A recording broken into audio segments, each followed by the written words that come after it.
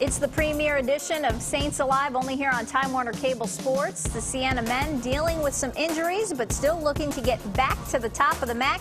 They started all off November 16th against Navy. And over on the women's side, Christina Centeno, Lily Grency, and Maya Gerling set to lead a young but very talented group of Saints. Saints Alive starts now.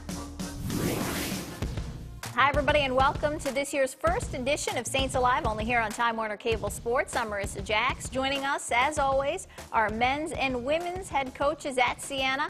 We are excited to be back. Mitch, the men's head coach, thank you so much for joining us, Mitch Bonagero. Let's get right down to things here, Mitch. You guys are very early on in the season, but how are things right now in terms of practices and preparation? I think the practices have gone well. I think the kids have really played hard. I think we've gotten really good leadership from our older players. Odie Anasicki and Kyle Downey and Owen Wignott, the three key guys from last year that contributed a great deal. And Brandon Walters has been really good. We have had some issues with numbers, so it's affected our practice time. We haven't practiced as much. But where we are, I'm pretty happy. I thought we played pretty well. We had a scrimmage on Saturday, a close scrimmage at Wagner, and competed pretty well in that scrimmage. How different was it going into this season, not having Ryan Rossiter and Clarence Jackson, especially Ryan Rossiter, MAC Player of the Year? Well, yeah, what you do is you have to evaluate things and move forward and change the style. I mean, last year we went into him a lot. We became a half-court team at times because he was so good. This year we're probably going to have to play a little bit of small ball. So you've got to evaluate things, change what you're doing. But, with Owen, who's a veteran, he can play a couple of positions. Kyle Downey looks great. He's playing terrific. He's lost 15 pounds. He had 20 points against Wagner. He played really well. I mean, I'm encouraged. I think by what we've done, I'm encouraged by what we have. I'm just worried about another injury or, we've got to keep our guys healthy now. Here's a look at the men's upcoming schedule, kicking the season off on November 16th against Navy. That game is at the Times Union Center and will be on Time Warner Cable Sports. That's a big one because that is Military Appreciation Night.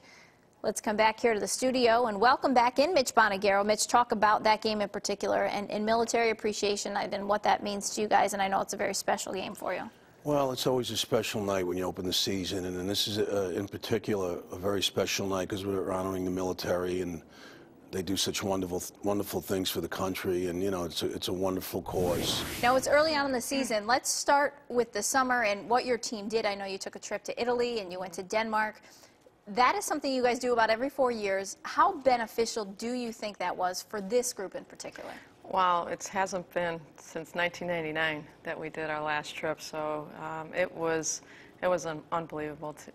The experience culturally, what we learned, being able to go back to Copenhagen and to Maya's hometown, to her house for dinner, all those things were really special. But for the basketball part of it, we were able to practice 10 days in the course of the summer and then play 4 games, 2 against the Danish national team. You can't get a better scenario for a young team for us right now. So that was just a great experience, much better than I ever anticipated. So, we're really using that as a building block for this season. Christina Centeno, Maya Gerling, Lily Grency, your captains this year. Those 3 probably going to be in the starting 5. Christina and Maya were there, and Lily got some starts last year.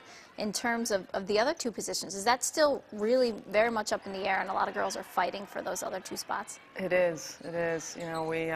We start different lineups all the time, and I think Maya and Christina have definitely solidified spots, but the rest of them, we're just trying to interchange different groups.